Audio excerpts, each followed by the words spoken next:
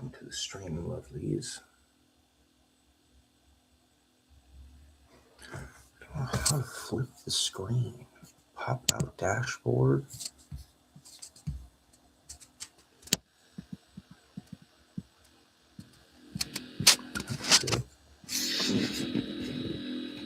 It's like it's flipped to me. I hate that. It just makes me look like a fucking weirdo.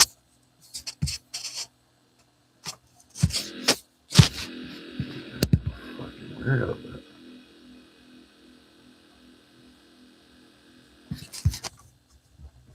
That fucking weird.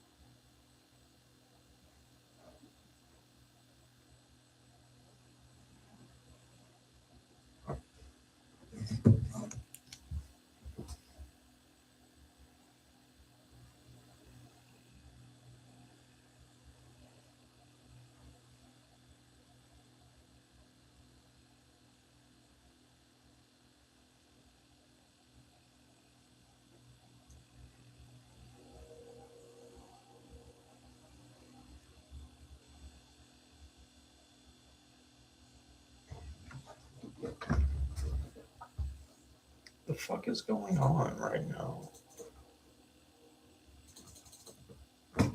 It's like some computers like, oh, you want to do things now? Let's just like not work for the fucking one time. Fucking crashes. Like, what the fuck, dude? It never does this. No.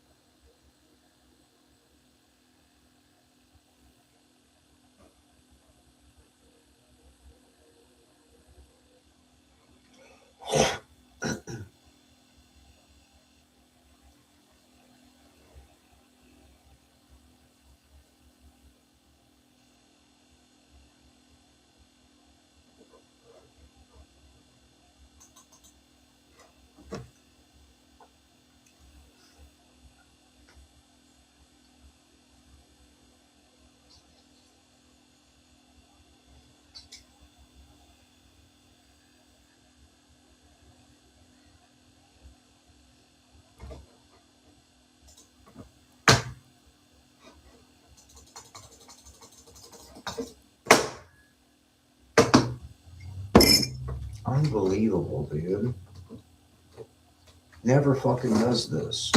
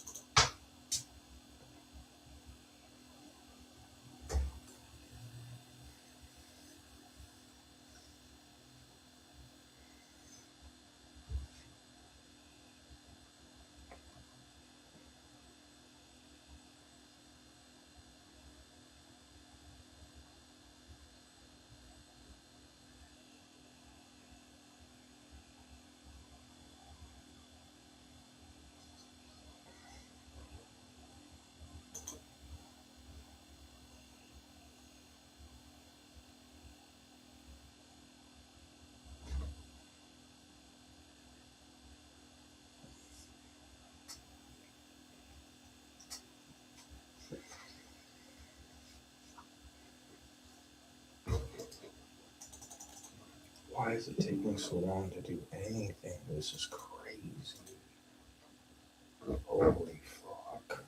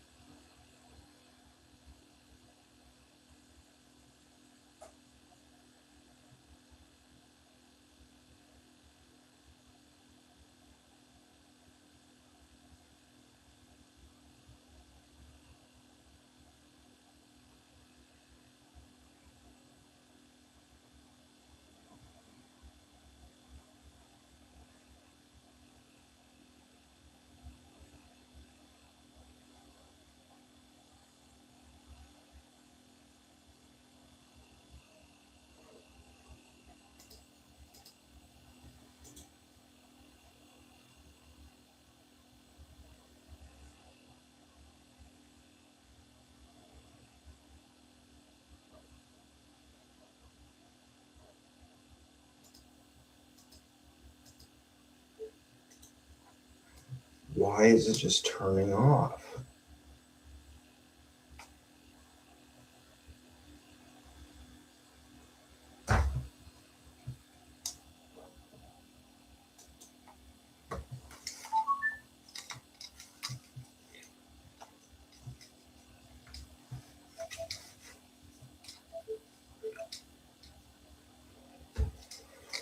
Holy shit.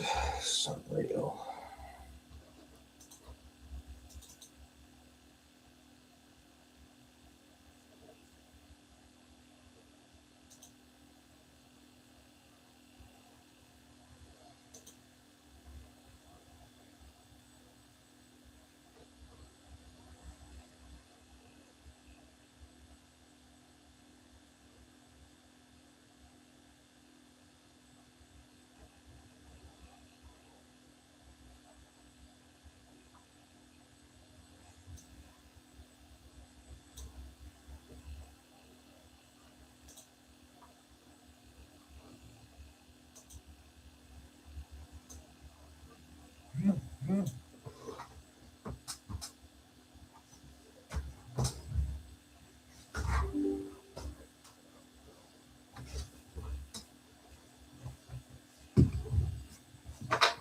insanity, dude. This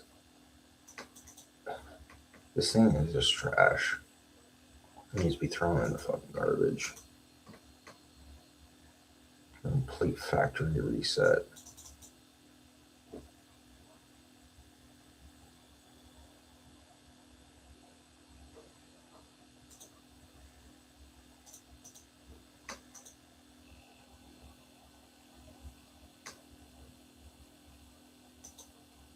The fuck is this shit?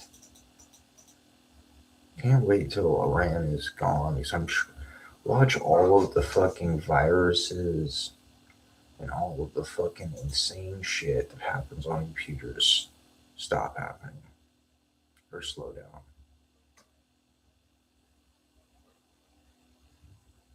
Some motherfuckers, dude, I swear, they're in the wires.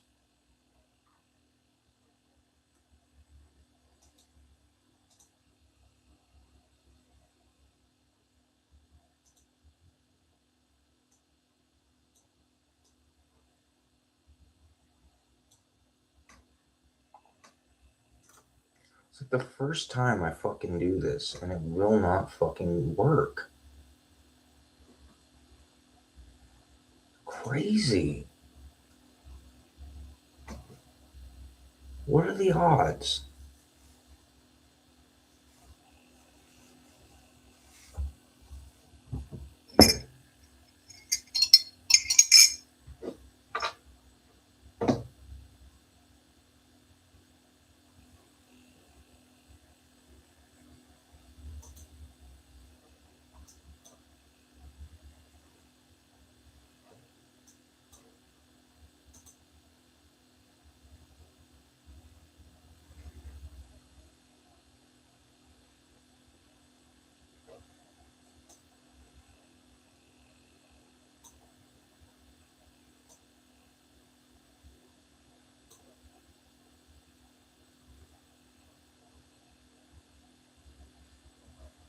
This computer is struggling to do the most basic of functions.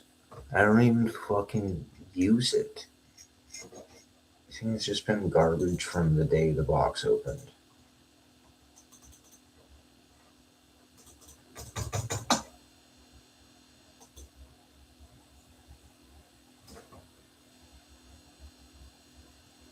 It's literally like, I don't understand why it's doing this shit.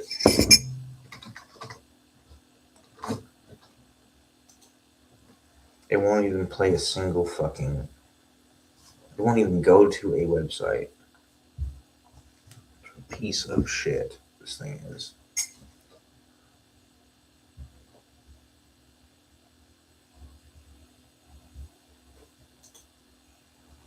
Spend the entire fucking live stream fucking trying to figure out how to fucking get this thing to fucking turn on.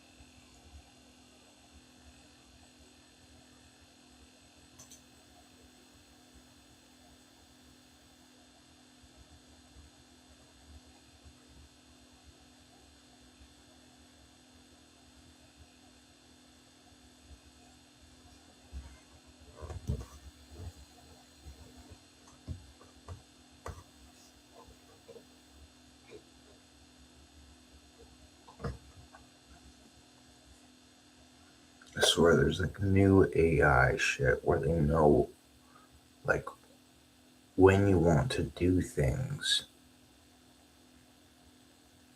on the computer, it slows it down intentionally to fuck with your head.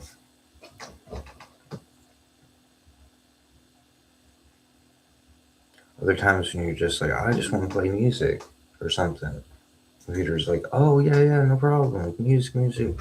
Oh, you want to actually do something? Like, I can see you're motivated. Fucking slow it down.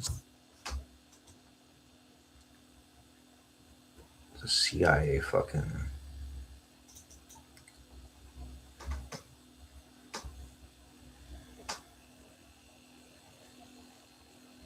Like when I fucking.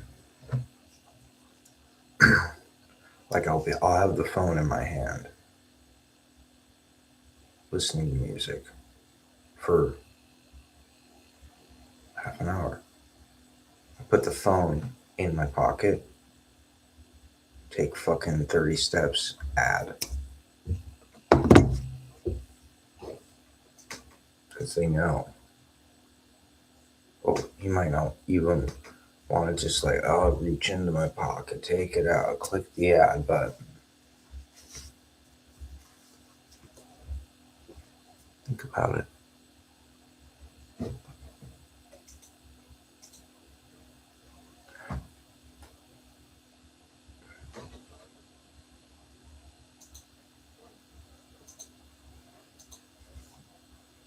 So fucking infuriating.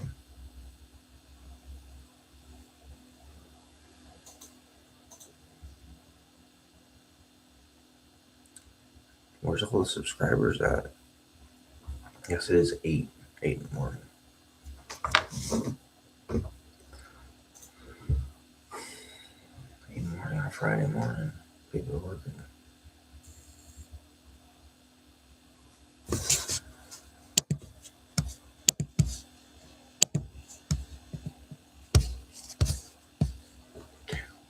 Fucking Discord.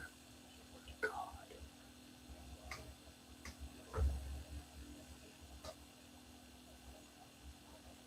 There's just shit running in the background constantly. Don't know how to fucking turn it off.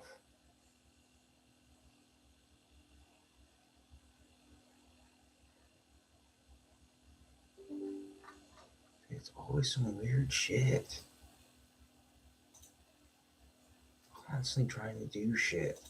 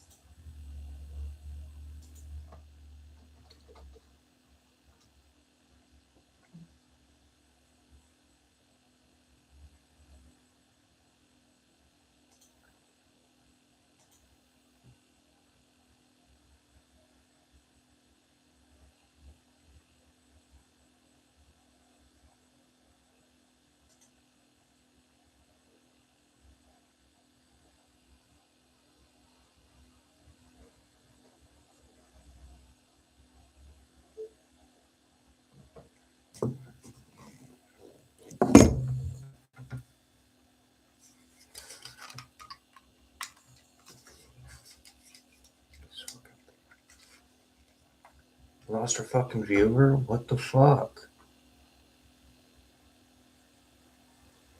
Oh, that's what happened. It was me. What the fuck is going on with this? Piece of shit headset, dude.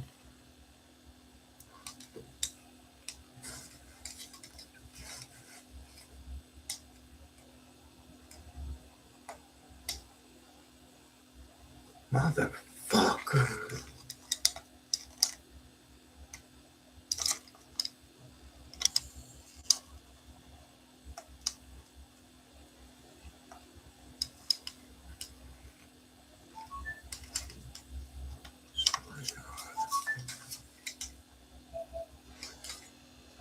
Yo, I don't know if that's a viewer or it's just me scrolling over the shits. We had two at one point.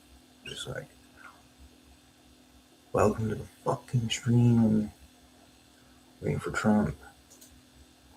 Camp David. Iran watch. Check, check, check, check, check, check. Throw your name in the chat if you're real.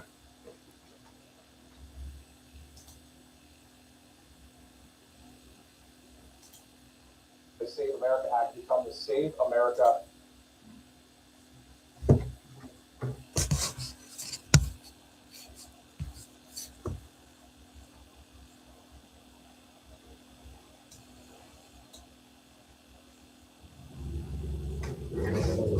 Jesus, dog.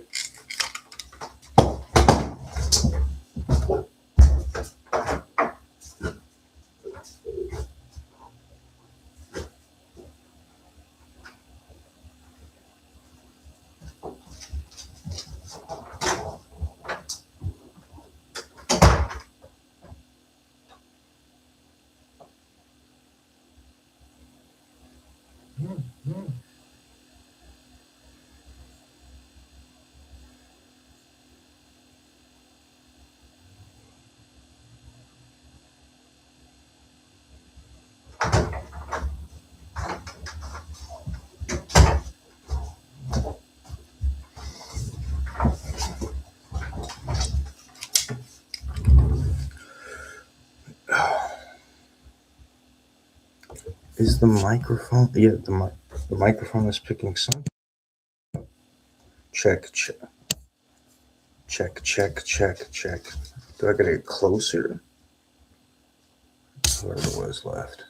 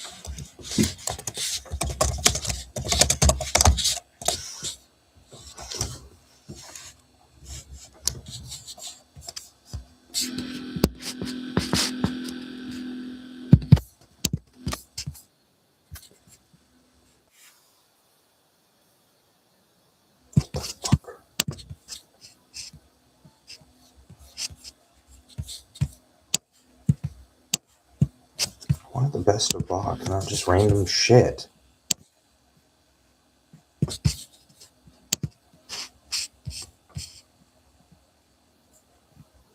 This shit kind of driving me fucking insane this morning, or what? Like, what? Why is it so fucking hard?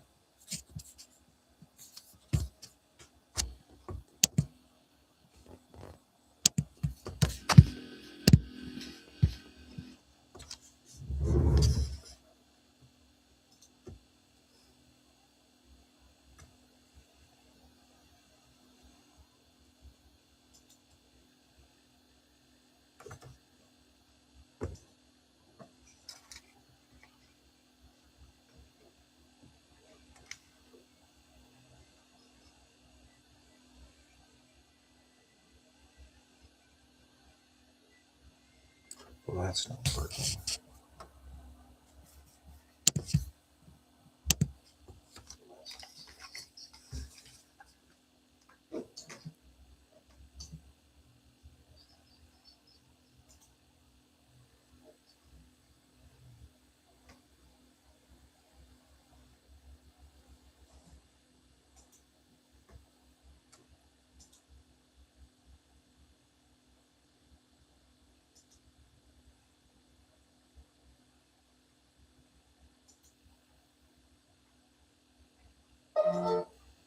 Drink some water, dude. No one wants to hear it.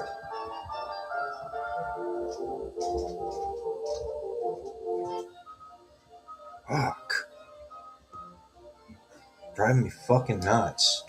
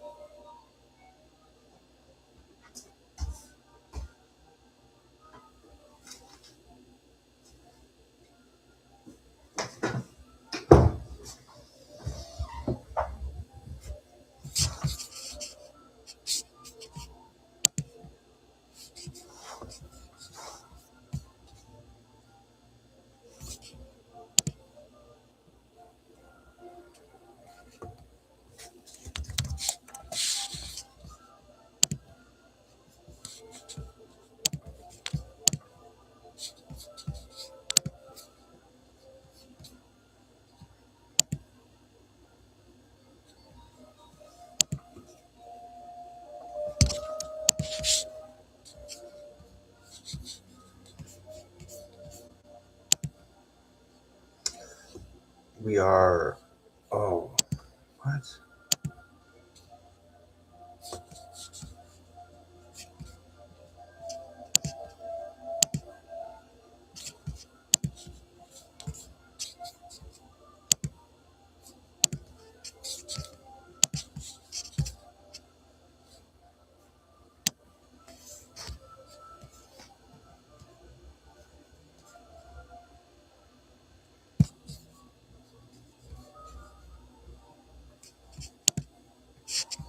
We are waiting for the Camp David stream.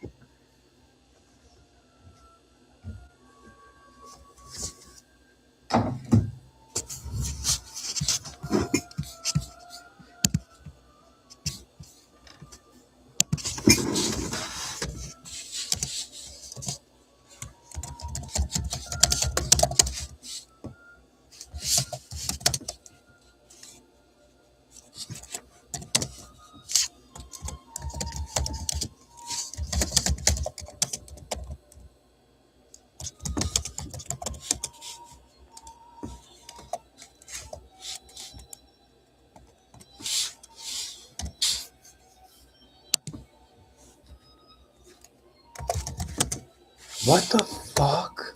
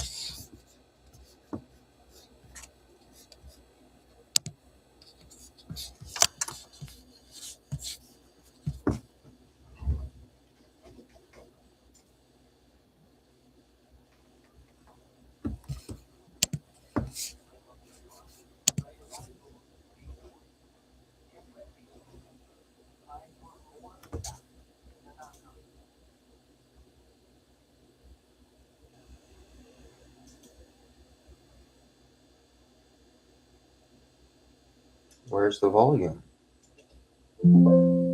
State and secure participant. We have equal rampant by men and women, transgender utilization of the children, and the world. Doesn't that explode again? In less than 18 months, we've turned around 4 years of disaster. We now have the strongest water in American history. We went from the worst water I've any country. 5 million people in 4 years. Welcome to the stream. In many cases, Throw your name in the chat box if you can. Helps. And I can say what's up. We have the strongest water in American history for the last 15 months. The report just came out again. Oh, that's what's going on. That's me on my fucking phone. God damn it. Zero.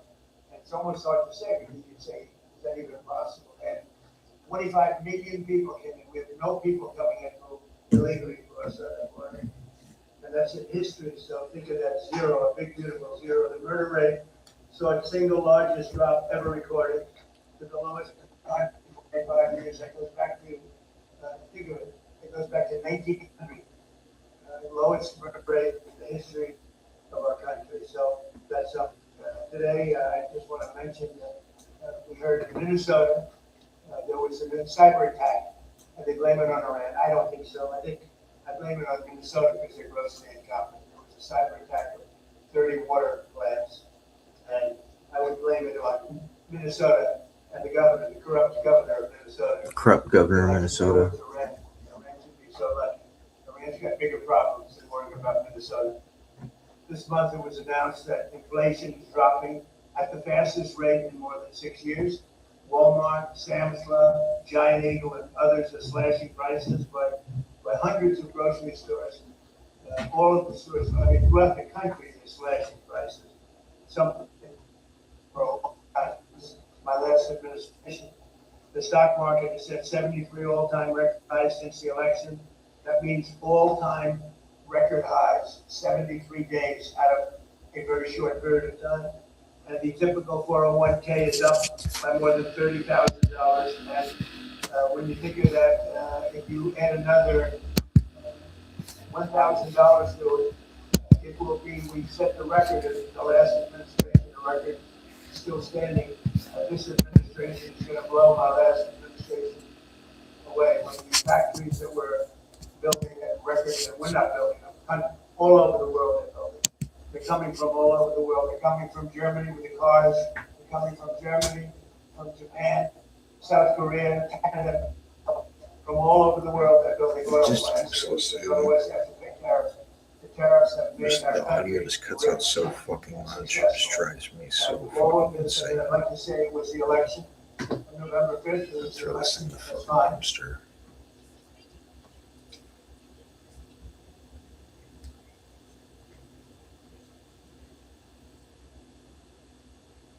This administration is going to blow my last administration away. When the factories that we're building at record, and we're not building them, all over the world they're building. They're coming from all over the world. They're coming from Germany with the cars. They're coming from Germany. They're coming from Japan, South Korea, Canada, Mexico. From all over the world, they're building oil plants here because otherwise they have to pay tariffs. The tariffs have made our country rich and successful. And all of this, I'd like to say it was the election. On November 5th, it was the election, and that's fine.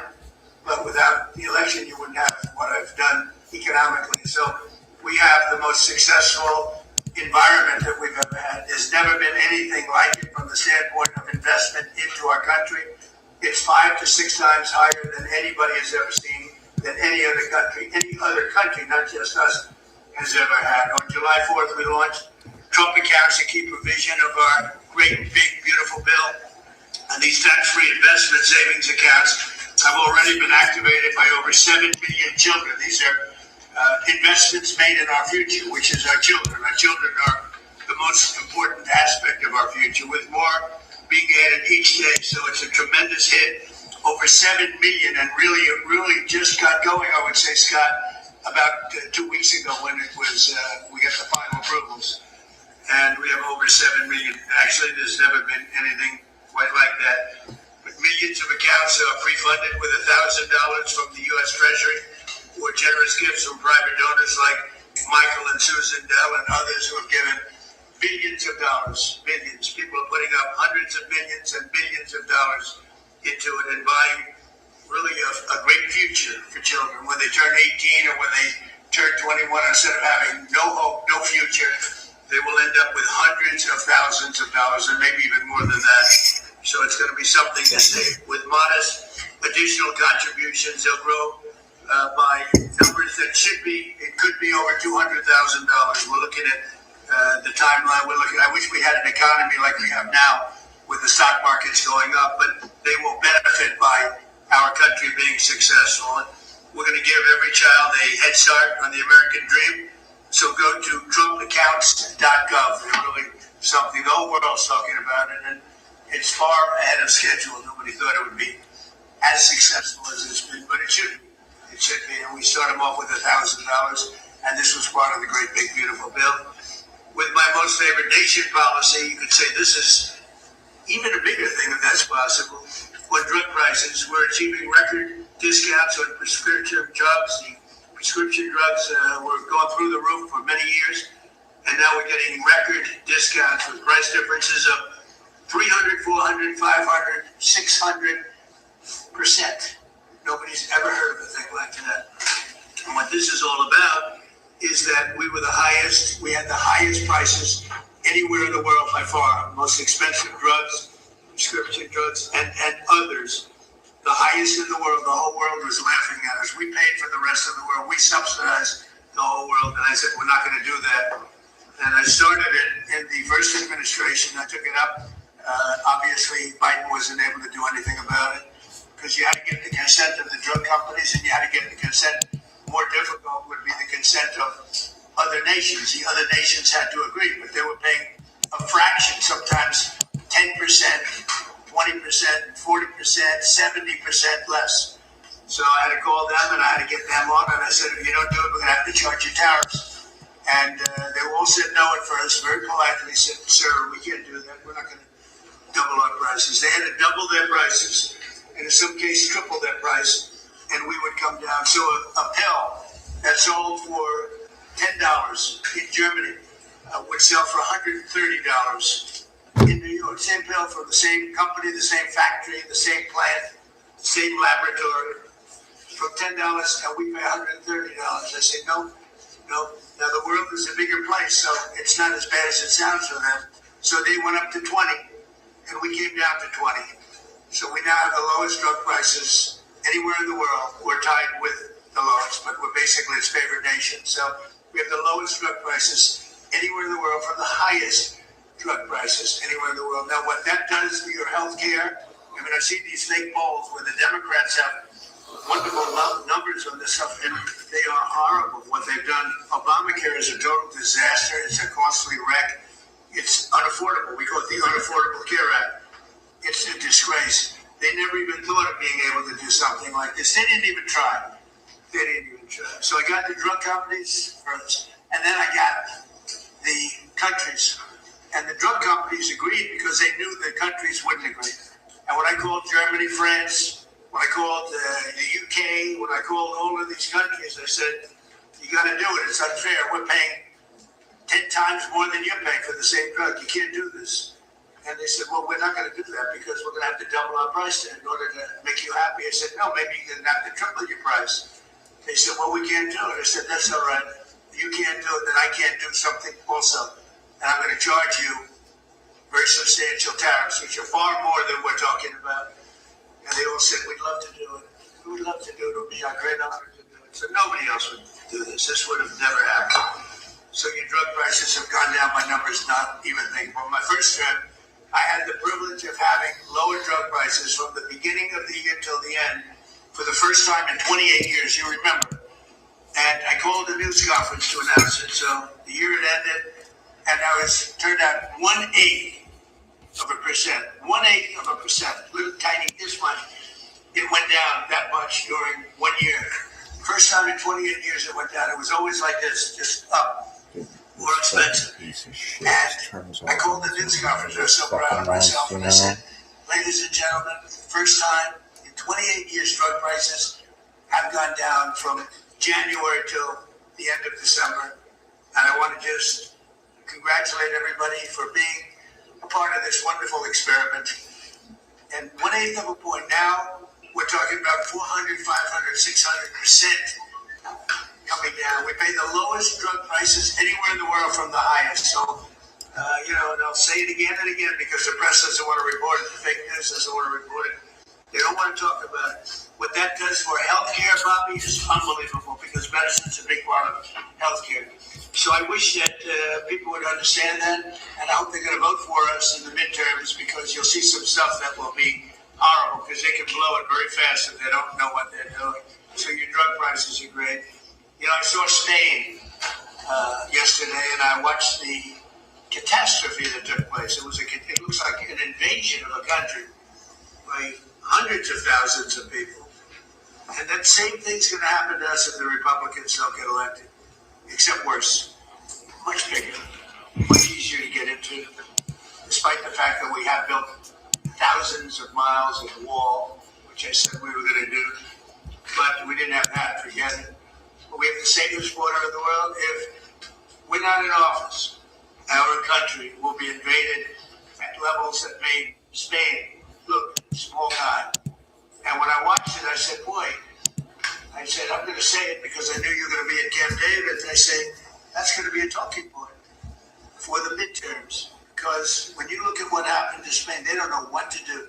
And it's happening again today. They're coming in by the tens of thousands. They're just invading the country.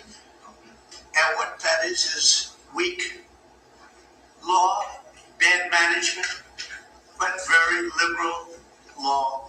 They passed a couple of laws, and people read. People are smart. They read from other countries, and they swam that 3-mile swim or however they got in, but nobody's seen anything like it. That will look good compared to what's going to happen to the United States. The biggest thing, the worst thing that Biden did is allowing 25 million people into our country, because many of those people are criminals. They're murderers. A lot of murder. 11,888. A lot of them are gone now. We got them out. But they allowed people to come into this country that you can't allow to come into a country. We're also making an unprecedented investment in the United States Armed Forces, where we're doing great. We rebuilt the armed forces. We rebuilt our military in my first term, but we are doing great with our military. They spent a lot of money in our military. They gave away $300 billion worth of ammo and everything else in Biden's term. But we're building it up fast, and we just have a great military. That's all there is to it. But we rebuilt it in my first term, and we're using it in my second term with Venezuela and other places, and Iran now. Iran is doing very poorly. Just in case you read incorrect stories, they're doing very, very poorly. They're having a hard time. They've been very dishonest. They've been very dishonorable to deal with. But that makes no difference. They're doing very, very poorly. We're also making that investment and looking forward to getting $1.5 trillion next year. People see now how important it is. We want to keep a safe country. We have to keep a safe country. And the good news is all of that equipment is made in the USA. So we're making it here. It's jobs. And each one of our defense groups are building literally at least 4 new massive plants as we speak. Because we want them to move faster. We have the best equipment in the world, but we want them to move faster. We don't want to wait a year or a year and a half. We want to wait a week, maybe. So that's happening, and I think the results are very good. They're building at levels that nobody's ever seen before. And we've had tremendous success, and our military was just proud of it. Again, Venezuela was a one-day war. And we have a great relationship with Venezuela. We're partners with Venezuela now, taking out tens of millions of barrels of oil and going to Houston, going to Alaska, going to Louisiana, going to different places for refineries. And it's been very much amazing. The administration has done more in 18 months than most administrations have done in 8 years if you had a 2-termer. We've done more in 18 months than anyone's ever seen before. Nobody's ever seen. This is the golden age of America. And we have a war that's going on. As you call it a war, maybe I call it a military operation. Because they have no Navy, it's been obliterated. Their Air Force has been obliterated. They have no planes. Their missiles have been largely, they have some left. They have some, but they have far fewer than they had 4 or 5 months ago. The manufacturing capacity is almost gone. The drone capacity is almost gone. There are very few, but they have some. If they have one, that's too many as far as I'm concerned. But we've done an amazing job with Venezuela. We've done an amazing job here. We're in there for 5 months, and I know what people like to say because we've done a much bigger job, much more important job than we originally anticipated. So we're in there for 5 months, and if you look at Vietnam, they were in there for 20 years. You look at Afghanistan, they were in there for many years. You look at any one of the wars, Korea, any one of them, they're in there for many years.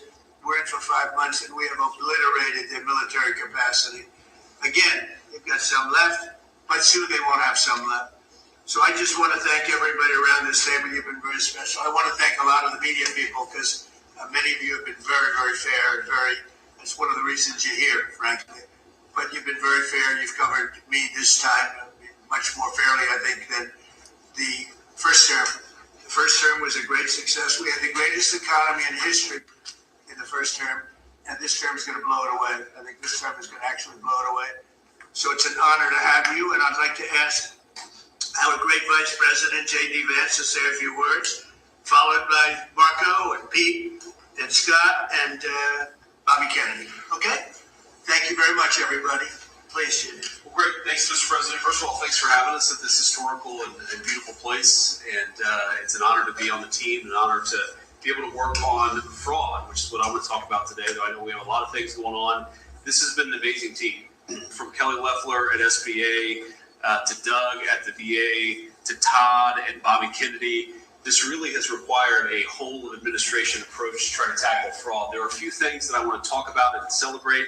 The first is that just since the beginning of the fraud task force that I started under the president's leadership and direction, we have identified $230 billion of fraud that's being perpetrated against the American people, and we have halted already $56 billion of that. It's sometimes hard, once the money has already gone out the door, it's hard to get it back, but stopping it from going out the door is how we save the American people. $56 billion, and of course we're going to keep on working on that. Just today, Mr. President, we will announce 17 new anti-fraud actions that will total about $1/3 billion, and that's added to the $230 billion that we've already uncovered.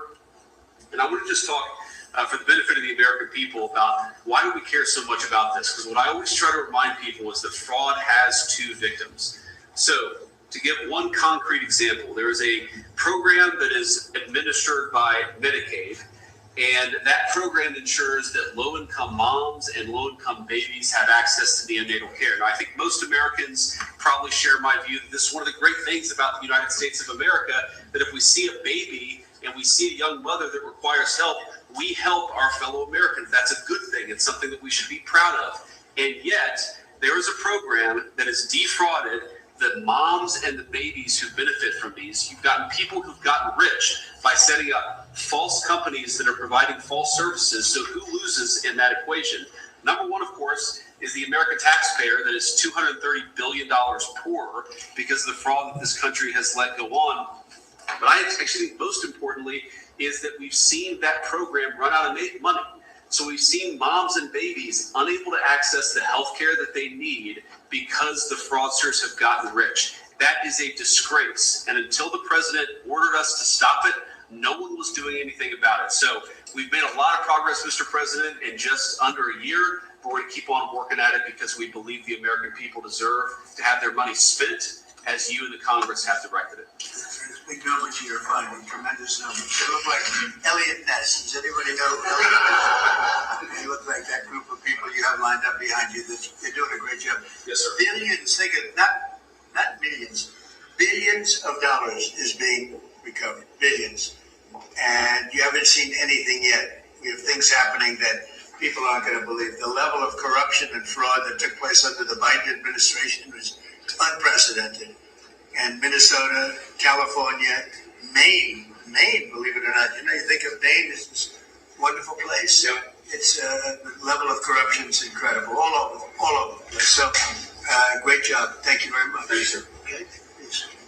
Oh, my turn. Well, first of all, thank you for bringing us out here. I got the chance to drive for the first time in a year and a half, which is it was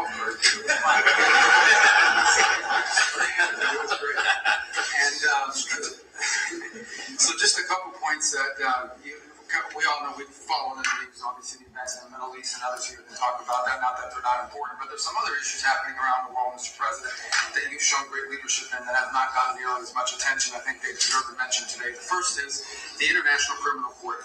Is an illegitimate international organization that, frankly, they make themselves illegitimate because they claim that even if you're not a member of that court, they can come after you. What that literally means in the future is that American servicemen, political leaders, and others can find themselves under indictment by this International Criminal Court. If you want to know a little bit about it, Jack Smith used to work there. These are the people that think they can go out and basically indict any world leader and haul them into The Hague. So we tried to get them to reform and listen to us. They wouldn't do it. They're very arrogant. We've now begun an effort to really try to bring them forward to heel. There's no information that they're after me. It could happen. Just so you know, just keep talking about it. That means that he's not trying to defend me. He is trying to defend me and various other people. But there are many people that shouldn't be looked at that way. But there is no indication that I'm one of them at this moment. Well, and I actually think the people who are in the biggest danger in our system are servicemen, people in uniform. They'll try to go out for the rest of their lives, will not be able to travel anywhere in the world with their families because they can be arrested on one of these occasions. But imagine it, you're a soldier, you fought in the war 20 years later to try to come grab this. So this is a big problem. So we've had dozens of countries already join us in this effort. Since we started 2 weeks ago, 5 countries have already quit the ICC and notified them that they're leaving, and we think there'll be more. The second thing is we had an unprecedented ministerial. 60 countries came to Washington, and we're part of an effort where we were shedding light on far and left terrorism and violence. The bomb goes off somewhere, and it's tied to some right-wing group, or what I don't consider neo-Nazis right-wing. I consider them Nazis, right? But you're going to get a lot of attention on that. But if it's a leftist group, an Antifa group, it gets no coverage, or they ignore the ideological spin and the ideological reason behind it. So we got 60 countries came up here and hopefully creating a strong coalition to go after far left violent terrorism. Go after it and call it by name. I think we're building a very strong coalition there. We've had some successes in the Middle East, Mr. President. As you know, in the diplomatic front, the deal with Lebanon and Israel is unprecedented. President Eugene was here a week ago. I think that was the first visit by a Lebanese president in over 30-some-odd years. In fact, this is the first time the Israelis and the Lebanese government have spoken at the official level in close to 30 years. And that was thanks to your leadership. A lot of work to be done to keep that peace and build on it, but it's a real achievable. And of course, as you announced last night, Mr. President, this disarmament deal that you brought about with Steve and Jared's work on Hamas is another big step as well. It's something a lot of people thought would never happen. It needs to happen, but the fact that they've even agreed to it is real achievable. Last point is on the Western Hemisphere. For the first time in 15, 20 years, the overwhelming majority of the countries in the Western Hemisphere are now led by pro-American leaders and pro-American governments. It's an extraordinary achievement, all of it happening through virtually every election that's happened in the Western Hemisphere since you were elected president has elected someone who is pro-American.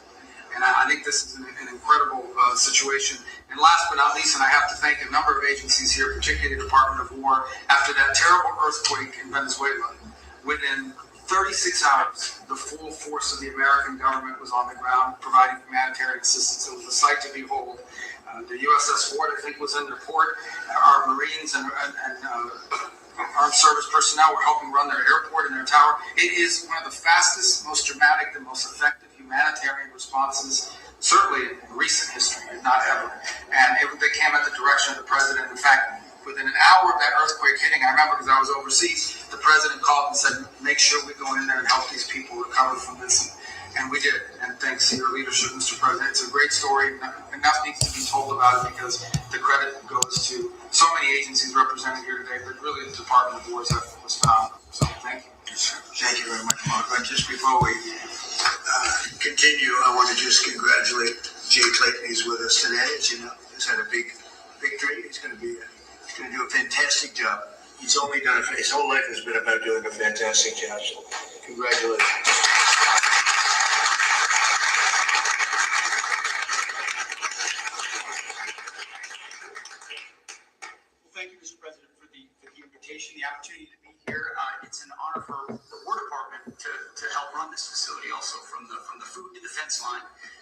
It's an honor to have you, and it's great Americans here and all around the country and all around the world who are the core of what keep us safe. But in order to do that, you have to have a leader that's willing to put them in a position to do it. And that's my takeaway, Mr. President, is sort of 3 points. One, it takes courage. 2, it takes restoring a spirit, which you have done. And 3rd, it takes investment, and not just an investment, but a generational investment. And I think people miss that. The courage it takes to seal the border, to say we're going to do it, and we're going to do it every single day, and we're going to do it on behalf of the American people. The courage to bomb the Houthis and say we will maintain freedom of navigation. I wonder why they're not involved in this conflict, the Houthis, even though they're a proxy of Iran, is they felt the weight of American power for 45 days, and you had the courage to do that. The courage to do Midnight Hammer and conclude the 12-day war by obliterating their nuclear sites, something other presidents had the option on their table to do, but they never pulled the trigger because of the complications, because of the challenge, because of the risk. Courage to take on cartels and drug boats, and now forming the ACCC, the America's Counter Cartel Coalition, with all those friendly governments that Marco talked about, who want to be shoulder to shoulder, not just with America, but with a bold, strong America with clear leadership. The courage to go get Durham in the most heavily guarded house, inside the most heavily guarded fort, inside the most heavily guarded town in their capital city in the middle of the night, and change the entire dynamic of that country and that region. And the world saw what the American military was capable to do. That doesn't happen unless the commander-in-chief says you're authorized to do it, and will take the handcuffs off when you do it to ensure that Americans come home. The courage to undertake epic fury and this Iranian regime and ensure they never have a nuclear weapon, which remains your commitment. And frankly, the courage to negotiate with people that have shown no willingness to do so, honestly, with incredible negotiators who are the best in the world, and give them every opportunity to do it, get those things up peacefully. All of that takes guts. But that comes on the backs of the change in the spirit of our department. You talk about spirit all the time, and you're right to do so. When you rip out DEI, when you rip out social engineering and social justice, and you put in merit, and then you untie the hands of commanders to be commanders, to enforce discipline and accountability, to get back to basics, then you get historic re-enlistment inside our ranks. Our best people, Mr. President, are staying because they want to be in that kind of department. And then historic recruitment record amongst young Americans. Every month, our department breaks records. And when did that trend line start? On Election Day, 2024. The American people said, I want to serve under this president. And that new name, the Department of War, has become the ethos, the warrior ethos of our department. Again, spirit. And I will know the flyovers will indeed continue until morale improves. But that's also spirit. Parades, 250, flyovers, the American people seeing and feeling their military in ways they have not in the past. That's spirit. And then finally, Mr. President, a generational investment. You rebuilt the military in your first term, and you've spent in your first year $1 trillion, and now we are committed in working with Congress to get $1.5 trillion. But this is not the same way we funded our department in the past. This is a businessman in charge. This is a deputy secretary of our department who's a turnaround guy, just like the president is, saying we will not fund the department the way we have in the past. In fact, so far, $75 billion in private investment from defense companies who are now investing in new plants, new equipment, new assembly lines to build the munitions of the future faster than ever possible. That's saving taxpayer dollars because the companies themselves are investing. That would never, the arsenal of freedom would never happen without you. So just like we use a lot of the things Ronald Reagan's building was a part of, in this administration and in future administrations, they will look back at Donald Trump and the buildup that he has done, and that will be the deterrence of the future will be established because of your investment. So thank you, Mr. President, for your leadership. Thank you. Scott, Mr. President, it's an honor to be here in this historic place as we celebrate our nation's 250th anniversary. And I think if we look back to whether our founders was President Washington, Thomas Jefferson, Alexander Hamilton could not have imagined the economy that we would have created. It is the envy of the world. And as you said, we have record investment coming in. We've never seen anything like it. And we're pulling away from the rest of the world because of your leadership, the policies that you did from day one in terms of digital assets, in terms of technology, and bringing back American manufacturing. You've done it again. You had the incredible economy during your first term, and we are seeing that carry over here. And it is in stark contrast to the Biden economy, which was government jobs, government spending, and high inflation. It was the worst inflation in 50 years. And with the working families tax cuts, which I will add, every Democrat voted against. Every Democrat voted against. It is the perfect barbell for this economy. On one side, you have full expensing for factories, for equipment, for farm structures. On the other side, your four signature policies, promises made, promises kept, no tax on tips, no tax on overtime, no tax on Social Security, deductibility of auto loans if you buy an American-made car. And the Americans are starting to feel it. Core inflation is low. Consumer confidence is strong.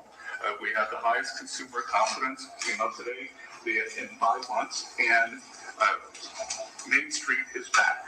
Small banks are lending, thanks to your policy. Small banks, community banks are lending again, and the Americans are starting to feel it. As you said, these Trump accounts are the most successful program launch in government history. We've had 7 million families sign up for them. We're going to get to open enrollment, and we will have 70 million families who have signed up for this. 38% of American families, households, have no exposure to our great equity market. And thanks to you, we're going to have an ownership society. An ownership society. You were one of the first presidents. And people, not more debt. We had the biggest season ever. Trade deals, tax cuts, energy dominance, and the regulatory efforts. America is ushering in the greatest reshoring wave in our history. In June, our manufacturing sector expanded for the 6th straight month. We've got construction jobs, and they're going to lead into manufacturing jobs. We've got Main Street prosperity. Real wages are up $1,000. And sir, what you've done again too is the bottom 25% of wage earners, just like in your first term, are outperforming the top 25%. This is a working families administration. In the past year, that group had wage increases of 5.5%. They have 3 times what the top end has done. So you've done it again. And these are private sector jobs we're creating. As you often say in these meetings, we could have created 1 million, 2 million government jobs, but we didn't. The private sector is creating. We've got incentives, we've got money coming in, and we are rebuilding. So, and then our energy dominance, thanks to you and these policies, you can come to the U.S., you're going to have regulatory certainty, tax certainty, and energy certainty. So it is the best place in the world to build your factory. And finally, I want to add, it has been a pleasure to be a part, or privilege to be a part of, as we've gone from ethnic purity to economic purity, to constrict, on your orders, constrict the Iranian regime's the financial tentacles all around the world. We started it, and on your orders, we started it in March 2025. In December of 2025, the largest bank in Iran collapsed. The central bank had to print money. That caused inflation. Now they got 180% inflation. They aren't able to pay their troops. And on your orders, we are searching for their assets all around the world, and that money will go to the Iranian people, Americans who have been harmed by the Iranians, whether the USS Cole, or the barracks in Lebanon, or it will go back to when the Iranians attacked the ships coming out. So it's been a privilege to be part of that, and I look forward to the rest of it. Thank you very much. And I want to just add that today there are more people working in the United States than at any time in the history of our country. We have more people working today. We'll think of that number. I mean, more people working today by far than at any time in the history of our country. So it's been something very, very special. Bobby, please. Thank you, Mr. President. Let me just take a moment to take note of the historical significance of this occasion.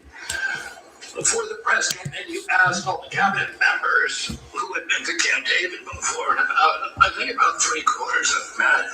I raised my hand, but I haven't been here for 62 years. I came here on weekends, as many weekends we could between 1961 and 1963. My father left this place, my uncle left this place. Nobody knows about this because on the issue box when he was resentful of that point on his hour for renaming it Camp David. If he got made for the secretary, he was going to rename it Shangri-La, which was the original name that Roosevelt had made it. My uncle died himself of being smooth and transparent administration in history. He was the first president that televised press conferences. During his 1,000 days in office, he had about 30 press conferences. You, Mr. President, had press conferences every day. And here you walk in the inner sanctum of the presidency for the first time in history. I think that's a beautiful thing. There's lots of things, although you can't have a lot of compliments. The most possible press corps than any president in the United States history outside of the house. Anyway, I'm going to talk just briefly about a subject you alluded to, which is the MFN, and just so everybody has a background, you were here to every president promised to fix that disparity between what we pay. Nobody's done it in other countries today. This is this from the certain countries from the others from Americans. You don't get any from the same level of the hamburger framework for $18. And we'll sit down with President Bush, President Biden, President Clinton, President Obama, and all from